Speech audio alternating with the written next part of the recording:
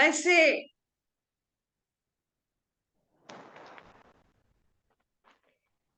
Hello, how are you doing, Kala? fine, Fatima, how are you, dear? I'm excellent. I'm excellent. I'm so honored to be talking to you this morning. I'm so excited to get to know you better. I've heard that you're a power woman. So I want you to please introduce yourself and let us tell us about your strengths and everything you've been through in your life and who you Sure, are. Fatima, and thanks for giving me this opportunity. I would love to tell you. My name is Kala Natrajan. I stay in Mumbai at India, and I'm an ex-banker. I worked in bank for more than 30 years as senior manager, and now I'm a professional life empowerment coach. Um, and I authored 4 books on my own. I co-authored 9 more books for which I've got many awards and other things.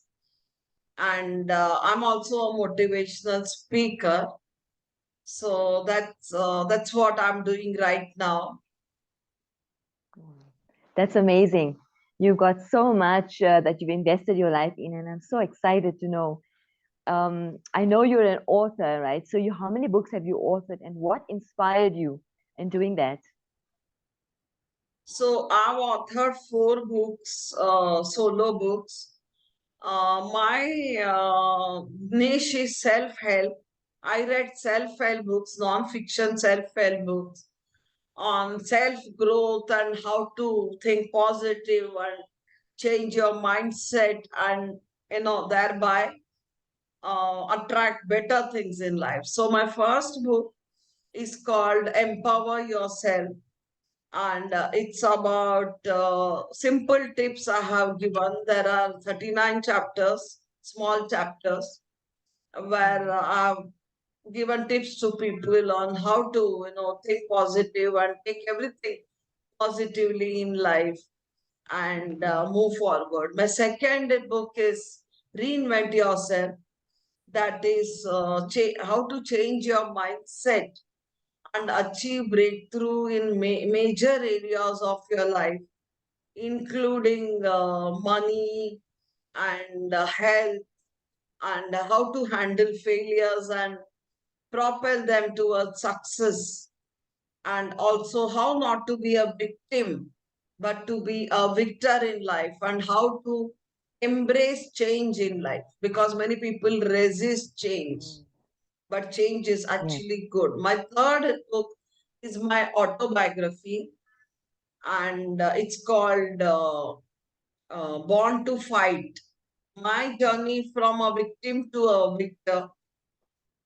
And my fourth book is called Strike, um, a new beginning for single women. So I've written there many points as to how single women can even stand up on their feet even today at any age, whether they be in their 50s or 60s, whatever. And always there is a new beginning. They can start afresh and be happy in life. So that's about my journey as an author. I'm also planning to write now 1 or 2 books for which I'm not getting time. Of course, I'm going to find out time now and start writing Mm. those. Okay. Brilliant. You've done so much. And I'm sure those books are inspiring a lot of people. And Yeah, you also said you I got, co-authored 9 other books as well. yeah, Okay. yeah. So I you're have definitely a co-authored 9 more books. okay. Good to know. I'm so honored to be in your presence because it would be a dream to be like that, inspiring lives and helping everyone. I think you're just so amazing. So I want to know what inspired you to write all of these books.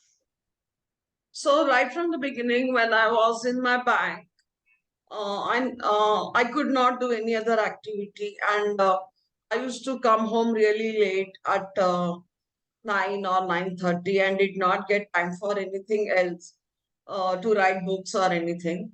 But in my bank, whenever I used to write letters to head office or credit proposals or anything, my bosses have appreciated me and said that, you have a very nice way of writing.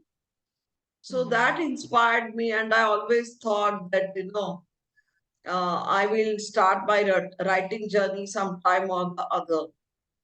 And I became a bit freer.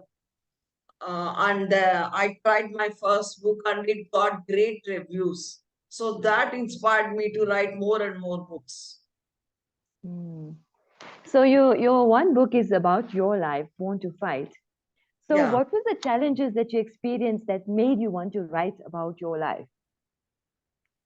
Yeah. So, Fatima, to tell you in short that when I was a young girl in ninth standard, I used to be an outstanding student, and I had won lot of prizes since elocution and inter-school elocution competitions. And obviously, it didn't go very well with the other students, boys and girls. And they started ragging me, and this went on for 2 years, and it was a very intensive kind of a ragging. So this affected my mind as a young girl, and by the time I went to college, I had a trauma. I mean, nervous breakdown, and the past memories were always haunting me. I could not forget. And then I got married, and the marriage again was traumatic. So later on, I even had to go to a psychiatrist to take some medicines for some time. And then I met a clinical psychologist, luckily, and she helped me remove the memories completely. And then my life became happy and peaceful. So she diagnosed my case as trauma at childhood, and she cured me of it. So why I write inspirational books is like the way I have suffered, and I have, undergone a lot in life. But I want other people not to suffer and not to give up on themselves, but to stand strong and tall in life and face their challenges head on and win in life. So that's why I want to encourage and motivate as many people as possible to stand Mm. up in life and not get defeated by the challenges which they are facing, and to determine to be happy and victorious in life. So that's why I write inspiring books. That is amazing. I'm sure it was a very challenging time for you growing up, and those things it takes time to forget. But I'm glad that you channeled it into a way where you can now inspire others, and you become the stronger woman, and you've put the past behind you, but you've learned the lesson. So that is, I think, the best part of everything. So, which is your favorite book from all of your books? No, all my books are my babies, and each one is my favorite. Yeah, Okay. each one is precious for me. Yeah. Okay. So I cannot differentiate between my babies like a mother doesn't differentiate between her children. So, yeah, Mm. so that's it. No, I can relate to that. And now, what is the message for the people that need direction in their lives? Because the world is really in a challenging time now. So, what's your message? Yeah, I know. All of us faced a lot of challenges when the pandemic was going on, and even many people Yeah. lost their jobs, etc. But remember, I want people to remember one thing, that there are few people who actually made it big during pandemic. I'm not just talking about pandemic, but giving you guys an example. Like some people explored what is to be done because offline coaching sessions were not possible, and they explored a lot and started coaching people. This is just an example in Zoom calls and things like that, and they were really successful, and they made it big during this time. My message to people every time is never give up on life, never get Yeah. defeated by problems. Problems don't come to you so that you should feel sad. Problems come to you because when you face these challenges and overcome them, then at that time you become stronger and stronger. So, problems are anyway going to come. Whether you like it or not, problems are going to come. Better that we accept them and embrace them and find out solutions to overcome them and win over problems. That's my main message in life. Never get defeated, never feel low, move on in life, work harder and harder, and move on in life and become happy and strong. Brilliant message. I can relate to that. And then I have a last question, which I'm so curious to know. What is your mission in life? My mission in life is to make other people strong, especially women and also single women, to make them really strong and help them to stand up on their own feet so that they don't get defeated by anything, they don't feel low, or they don't feel as if they have lost out on life. I want people to stand up on their feet and earn their own money. Some women may be having husbands who are earning very well, but still, to create your own identity and to get respect from others, you must earn some income on your own and have some activity or the other. Let it be anything. Because when you stand up on your own feet and start earning money, others respect you more because you start having your own identity. And even your children who are grown up will respect you more. You can see in the lower strata of society that women are beaten up by their husbands. Why is it so? Because these women, most of the time, they are not doing anything. The husband is earning, these women just sit at home and cook and maker's job is a big job, I agree. So their husbands feel superior as though they are the breadwinners of the family and the wife is not doing anything. And so they take an upper hand. But if the wife also shows to the husband that she can earn an income and she can stand up on her feet, then the society, including their husbands and children, look at them with a different perspective. Not only earning income, I want women to stand up tall, like I said before, and do something in life purposeful so that they feel peaceful and happy, so that they feel that they have lived a fulfilling life. And many times it happens when people die, they feel that, oh, I wish I had done that, I wish I had done this, and now death is coming near. I didn't do anything and I just wasted my life. That should not be the case. You should feel as though I led a very fulfilling life. I did my best in life and I worked hard and did my best. And so I lived in a satisfied manner and now I'm dying in a satisfied manner. My mission is to empower as many people as possible and make them winners too, like me. Thank you. Absolutely. Absolutely. That was so beautiful.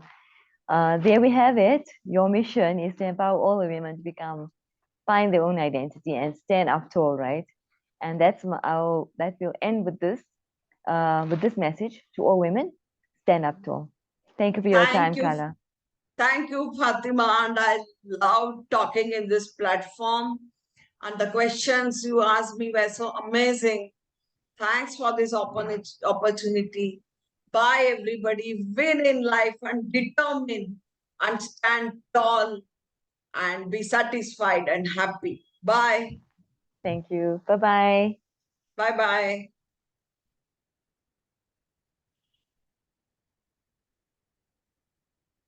You can stop the.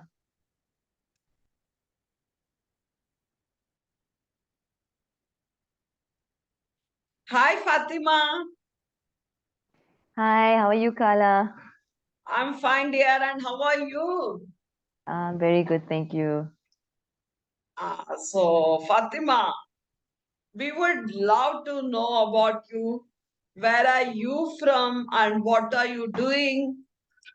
Can you tell us little bit about yourself, please? Sure. Thank you, Kala. Thank you for the opportunity. So I'm from South Africa. I live in a town called Centurion. And what I do is right now I'm a coach, I'm an author, I'm a wellness coach as well, because I help people to supplement their bodies with the right kind of vitamins and take care of themselves. I'm also a passionate hiker that I do not as work but as a passion. I love hiking and I love the outdoors and I love being inspiration to women. That's what I do nowadays. Lovely. So, Fatima, I know little bit about your personal life, but not much. Can you tell Okay. us and the audience a little bit about your story? Because you have undergone a lot, but came out of it victorious and strong. So Yeah. many of us will be inspired by your story. Can you throw us some light about your story? Yes, thank you for that question, Carla. So I was always a woman that was very, I had no self-worth. So I didn't believe I was worth anything. I absolutely didn't feel like I was something. Um, so when I got married, everything was well, and I had completed my matric. I didn't study further though, but I did work, and then I got married. And so after I got married, and things were very good. So with 5 years down the line, my husband had an affair, so it's an infidelity in our relationship, and that broke me because I realized that I was nothing without him. He was my like everything. I've invested my whole life in. I left all of my stuff just to be the best wife I could be. And I think that's because of childhood conditioning. That's what they teach us to do.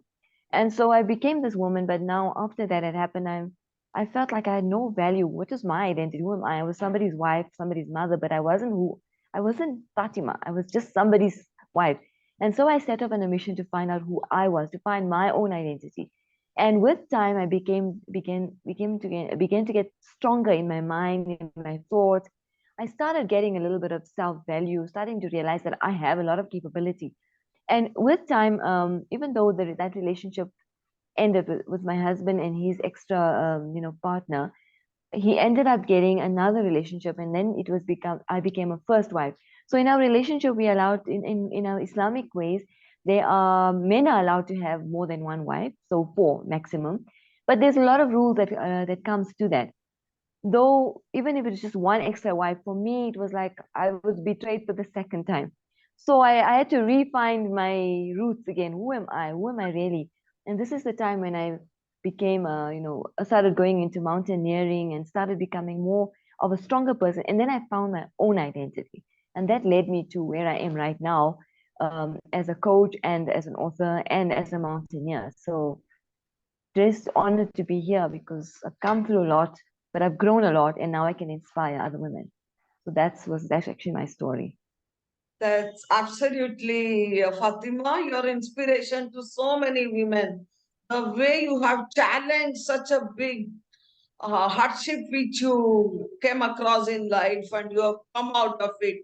And now you have become a coach and an author and inspiring so many women. And you are setting an example to so many women. It's such a great thing, Fatima. We are so proud of you. Taking this ahead, I would like to ask you, I'm a little bit inquisitive. What is the book which you have authored? Can we know the title of the book? What is it about? And what made you write the book? Okay. So my book is called Be You Unapologetically, and it's about women who, it's my own life story, what I've been through to find myself, to find my identity of who I really am, and to live that life unapologetically without making excuses for anyone, without without being sorry for who I am, because I now embrace who I am. And that's what I want to bring out in my book, that no matter what the challenges are, I've come through it a much better person. We always say there's no way out of the challenge but through it. So through the challenge, I grew into somebody, and I always call myself the white diamond because I felt under a lot of pressure. I bloomed into this diamond, which I didn't even know even existed. And now I can shine freely just because I am who I am. I can just embrace who I am. And I want people to be inspired